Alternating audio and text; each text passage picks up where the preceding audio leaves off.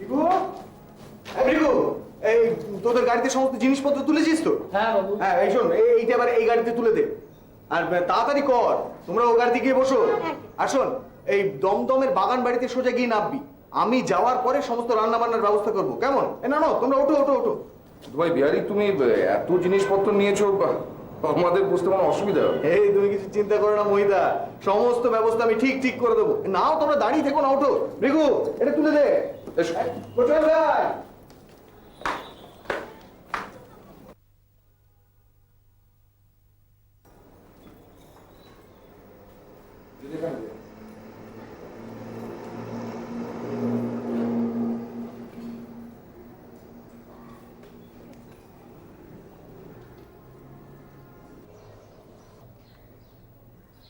হ্যাঁ ভাই বিহারি, তুমি কোথায় বসবে বলো তো? ভেতরে না বাইরে?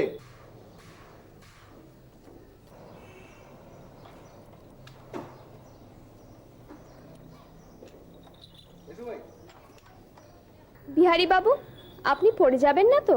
ভয় পাবেন না বৌঠান, পতন এবং মূর্ছা এ দুটো আমার পাটে নেই।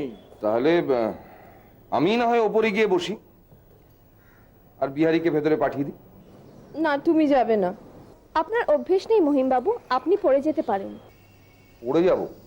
কখনো না।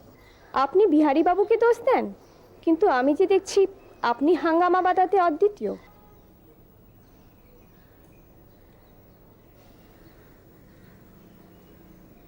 তাহলে একটা কাজ করা যায়, বিহারি ভেতরে এসে বসুক, আমি বরং একটা অন্য গাড়ি ভাড়া করে যাই, কি বলে? তাহলে আমিও তোমার সাথে অন্য গাড়িতেই যাব। আর আমি বুঝি গাড়ি থেকে লাফিয়ে পড়বো? চলো হে কোচওয়ান ভাই, ওরা ঝগড়া করছে করুক, ততক্ষণে আমরা দমদম পৌঁছে যাব।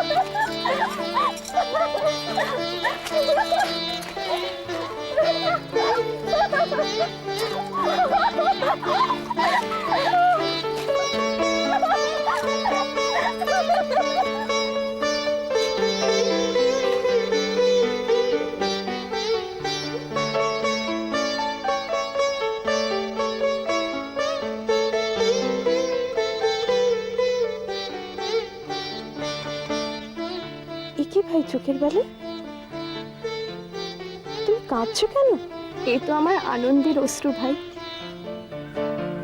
আজকের এই দিনটা আমার বড় ভালো লাগছে। কিসে তোমার এত ভালো লাগছে ভাই? আমার মনে হচ্ছে আমি যেন মরে গেছি, আর আমি পরলোকে এসে গেছি। আর মনে হচ্ছে আমার যেন পৃথিবীর সঙ্গে কোনো যোগ নেই।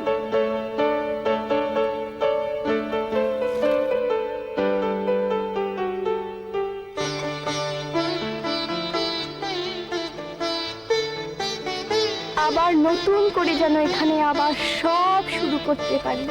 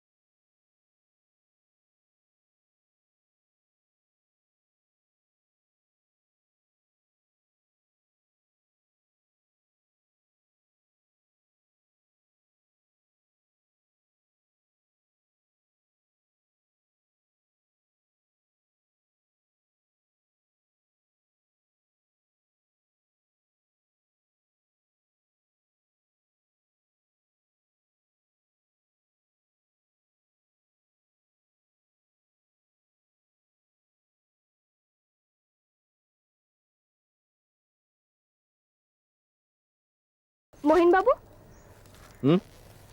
বিহারী বাবু কোথায়? জানি না।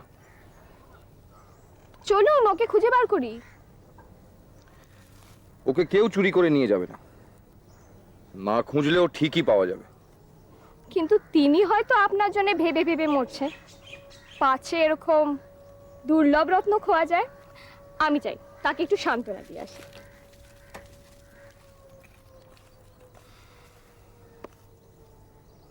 অগত্যা।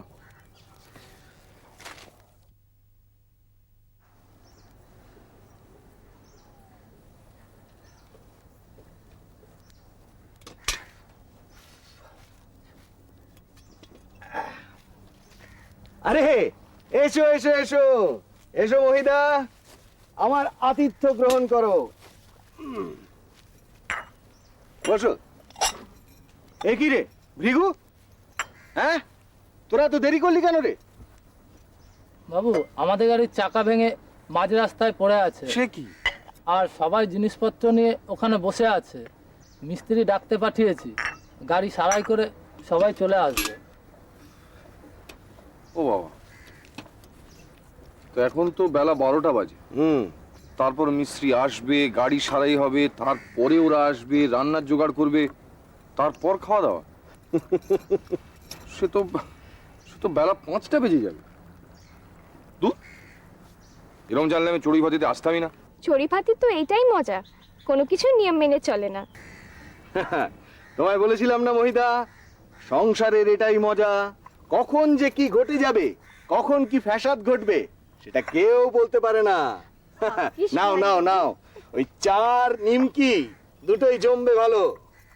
ভাগ্যিস বিহারীবাবু সমস্ত ব্যবস্থা করে এনেছিলেন, তাই তো এই যাত্রায় রক্ষা। নইলে চা না পেলে মহেন্দ্রবাবু যে কি অবস্থায় না হতো। আহা, তোমরা সবাই মিলে আমার স্বামীকে খোঁটা দিচ্ছ কেন? তোমাদেরও তো তেষ্টা পেয়েছে। তবে সবেতেই বিহারীর বাড়াবাড়ি। চড়ুই ভাতি করতে এসছে, আর দেখো দস্তুর মতো সব কিছু সাজিয়ে নিয়ে এসছে। ভাই বিহারী, এসব করলে কিন্তু চড়ুই ভাতির মজা থাকে না। থাকে না না, চড়ুইভাতির মজা থাকে না না। মহিদা মহিদা, তোমার ওই দাও দাও দাও দাও দাও দাও, আর খেও না। এই কাপটা আর পেয়ালাটা দাও দেখি, দাও। তুমি বরং না খেয়ে মজা করো, গে যাও, আমরা বাধা দেবো না। সে কি মহিমবাবু, আপনি না একটু আগে বলছিলেন যে দুপুরের খাওয়া যদি বিকেল 5টায় গিয়ে গড়ায়, তাহলে আপনি এখানে কখনো আসতেন না সেটা জানলে? খাও খাও, তোমরা চা খাও।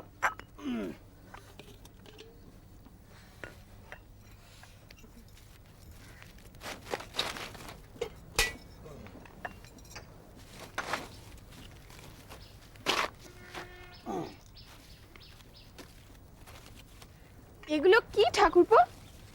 এগুলো এগুলো হচ্ছে সমস্ত পেশাই করা মশলা, লঙ্কা, হলুদ, জিরে, এমনকি গরম মশলাও আছে। সমস্ত তৈরি করে এনেছি। এবার শুধু ভৃগুরা চলে আসুক, তারপরে আমাদের রান্না বান্না হবে শুরু। বাবা বিহারীবাবু, হুম, আপনি তো দেখছি আমাদেরও হার মানিয়েছেন।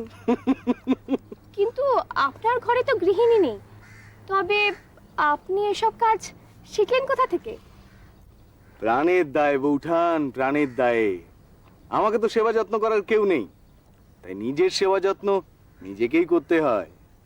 ভৃগুরা আসবে, তারপরে রান্না বান্না। চলো মহিদা, বরং এক হাত তাস হয়ে যাক।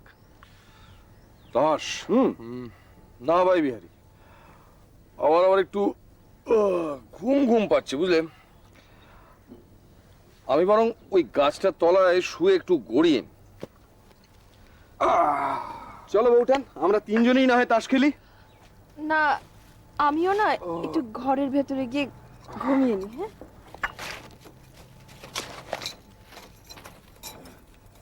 হুম, বেশ। তবে আমি আর এখানে থেকে কি করব? আমিও ভেতরে যাই। এই দেখুন, আপনি কোথায় যাবেন?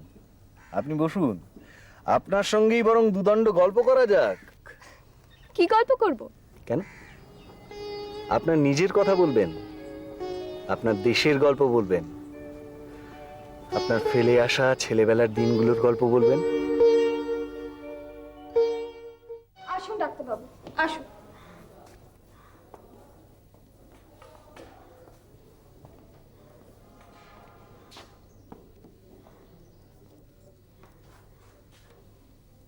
জ্বরটা কখন এলো?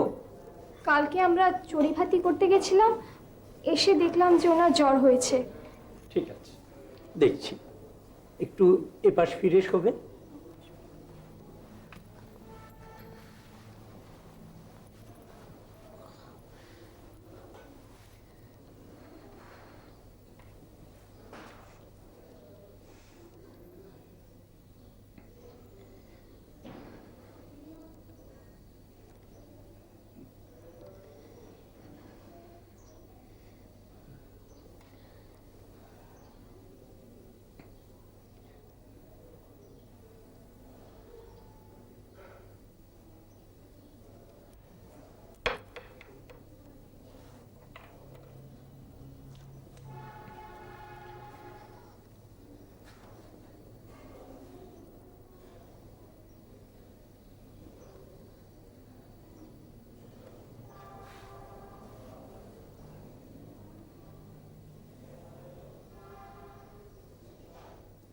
একটু ওপাশ ফিরুন।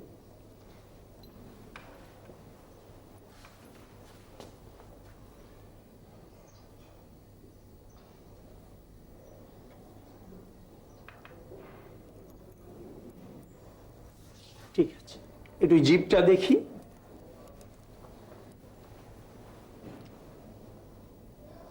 ঠিক আছে,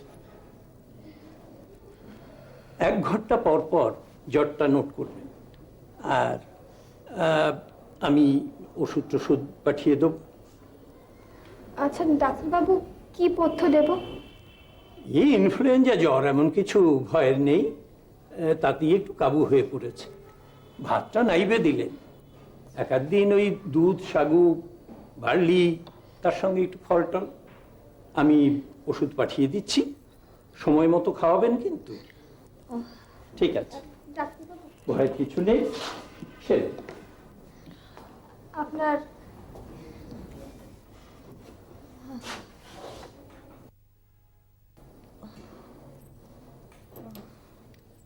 ভয়ের কিছু নেই।